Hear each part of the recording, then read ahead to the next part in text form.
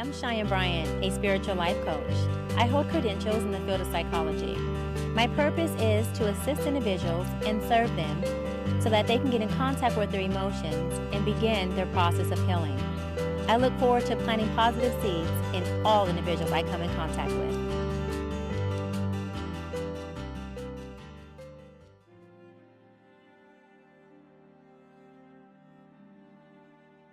I don't know what Teray's doing with his kids, but I know what the expert says, and I'm gonna go with the expert. And to me, that's what makes it so dangerous. If you, as a private citizen, want to be like, I whoop my kid's ass, I will tell you all the reasons why that's wrong. I'll tell you all the reasons why that's fucked up. But the audience can make a decision. I'm talking about me as host. The audience can make a decision about who they want to trust. But by enhancing your credentials, the audience is being invited to trust her and not you. And that, for me, is the scary part. I mean, yes, it's entirely different than Dr. Dre. We have never turned to Dr. Dre for medical advice. I mean, to pretend to be a doctor. I will say I have turned to chronic at times for cataracts, and it's, you know what I mean? But like to fucking turn to say you're a doctor and not be a doctor and then act like one. That's extremely dangerous. And on top of what you said, I believe that the training actually does matter. And clearly, if you don't have the credential, then you haven't done the training. And you may be able to do some of the work that a therapist could do, but when you start getting into the more complicated things, the people who really need help, you are not trained to help those people, but they think they are talking to somebody who is trained. That is extremely dangerous.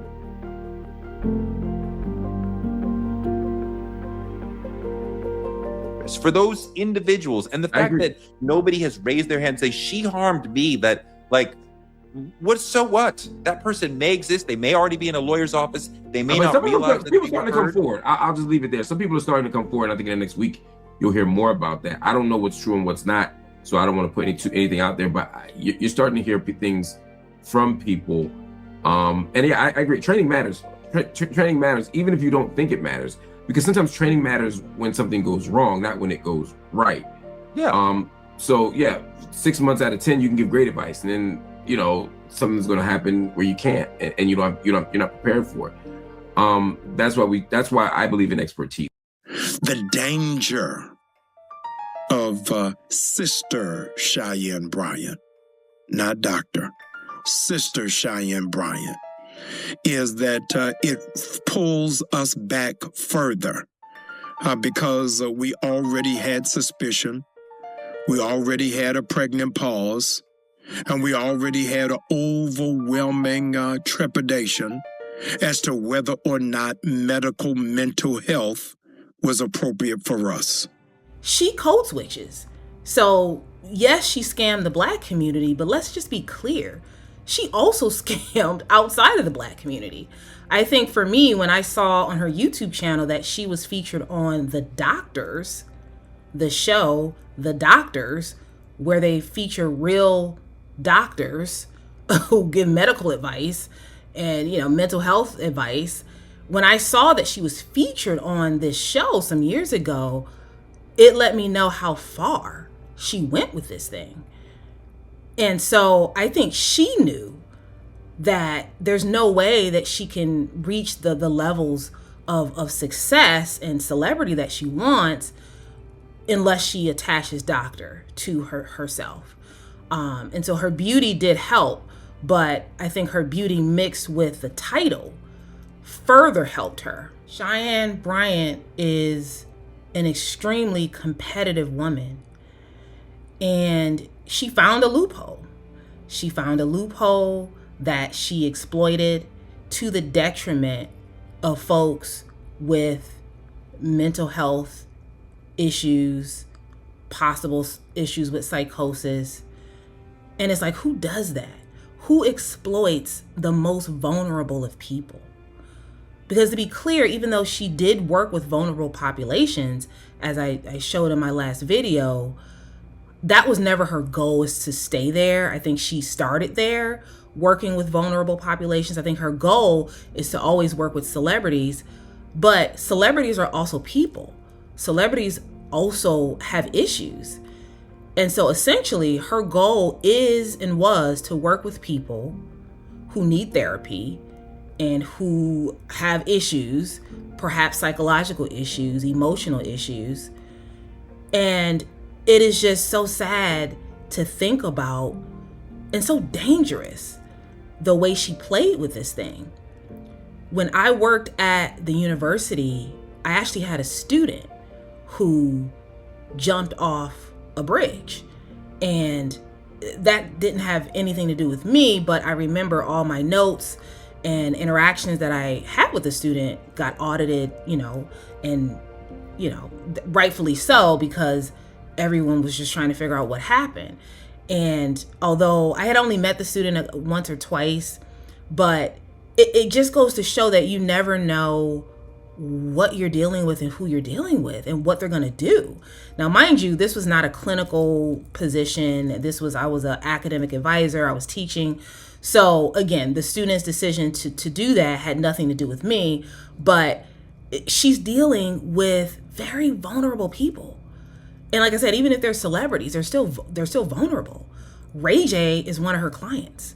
Ray J is on her roster. I mean, we all see that. I mean, his mental health has been questioned quite a bit. And so someone said in the comment section in my last video, what if someone had harmed themselves after seeing her? Imagine if we found out what she did about lying about her doctorate after someone had harmed themselves. So this is incredibly dangerous. And one of the reasons why I keep coming back and keep talking to you all about this is because in my family, mental illness is prominent in my family. Mental health is something that I am an advocate for. My mom and I, we have a children's book about mental illness. My father had schizophrenia. My brother had schizophrenia. I have family members with various different psychiatric disorders, bipolar and so forth. So I see the severity in what she did and what she's continuing to do. To be clear, she has not apologized. She has never admitted to doing anything wrong. In fact, she is in the process of doubling down on her decision to lie about being a doctor. I want to ask you this. What career mistakes did you make early in your career that helped you become who you are now? I love that question because I am a strong advocate of authenticity. So the biggest mistake I made when I first came out as an MFT, which is a marriage, family, and child therapist, like 10 years ago, I became by the book. I started to dress like an MFT. I started to walk and talk like an MFT. And then I just had an awakening, like an aha moment, like, wait a minute, what is an MFT? I'm an MFT. I have my master's in MFT. I'm treating people as a therapist. So I have the title, I have the skill, I have the training and the clientele as an MFT, which means that whomever I am at my core, my authentic self, that's what an MFT is. And when I got my doctorate, thank God I had that self-awareness early on because I was able to enter my Dr. Bryant brand in my authentic self. So I went from trying to be this other person on the red carpet sometimes, or pictures, or my book, to I'd be the woman who would dress sexy and still risque, because that's who I was before I got these titles. Her reach expanded beyond the Black community, but her services, to my knowledge, stayed within the Black community. And so because of that, because she probably is not servicing a lot of people of other races, probably not a lot of white people, again, I think that she exploited a lack of perhaps knowledge.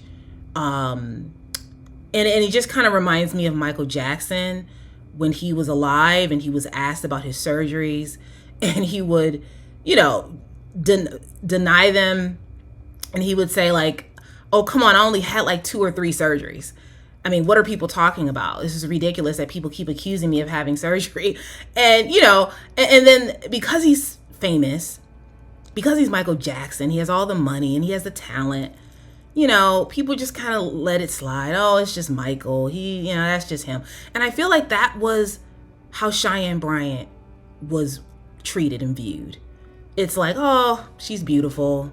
Oh, we know she's lying, but just let her go ahead and just keep lying. It's not a big deal. And again, that's incredibly dangerous.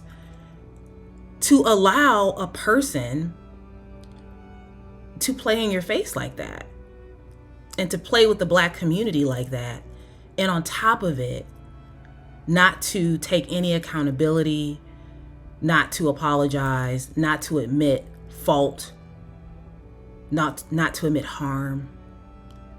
And we see the things that some of the crazy things that she says when she's being interviewed. We see what she says publicly. The question is, if she's saying all of that sexual stuff and all that crazy stuff publicly, what is she saying in private?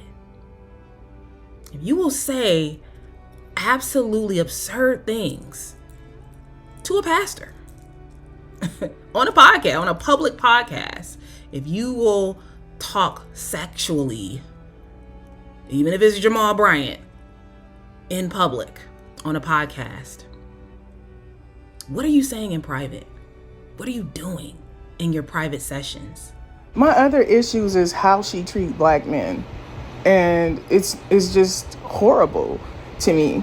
And I don't think that, given the space that they're in, right, where they are in society, the Black woman as a therapist, our job is to build, not to tear down, not to publicly humiliate, because all we'll be doing is the exact same thing they deal with on a daily basis. Just my issue with her teaching. And the only way she can work in her field, if she didn't get her degree, but also because of the school's accreditation, they lost their American Psychological Association. They were not accredited for it. Some of their schools were, but not all of them. And by the time I found out about it, I was damn near done with school. And there was nothing I could really do about it, but I still had an option of going in other directions, right? My master's is in clinical psychology, just like my doctorate is. So I could still be a therapist, right? Under that line as a licensed marriage and family therapist. But if you didn't get your master's, then all she can do is life coaching. But she still has more of a educational structure than other life coaches because they don't have that kind of education. That is what I will give to her, because I do know she did go to school because she went with me. We were together, but what I don't know is if she graduated or not. I can't say that, but what I will tell you is I got my transcripts last year. So when she's saying she couldn't get it, and she lied, because I got my shit. I needed them. You know what I'm saying? So again, there are elements to what she says are a lot of lies, but truthfully, right, it's a whole lot more to this goddamn story, and that's real, right? At the end of the day. My pet peeve with her then and still today is that she doesn't listen. She just responds. And it tells you that the person that is supposed to be healing is not healed themselves. And that's when we do worse to other people.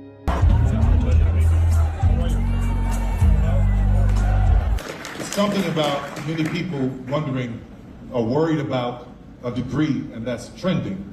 But what is not trending is what this administration is doing by taking degrees from so many of us. So as I think about this, I'm just like, we've got to do something and come together. What is one trend that you want to see retired in 2026? Black people trying to cancel black people. I think that is disgusting. I think it's sick. I think that it's a representation of jealousy and enviousness. I think that it's for folks who believe in God, it is not Christ-like. I think it creates a deeper division between us. There's bigger things that we can get together and cancel that can benefit us collectively, and those things are not each other. Then that people shift, because even with them trying to counsel everybody. Chris Brown's one of them. Didn't work. Reverse Uno. My boy is selling out tours. He done got his master's, his doctorate. He's spending time with his kids and his family. He's living. He's living, and he deserves grace. Everybody does.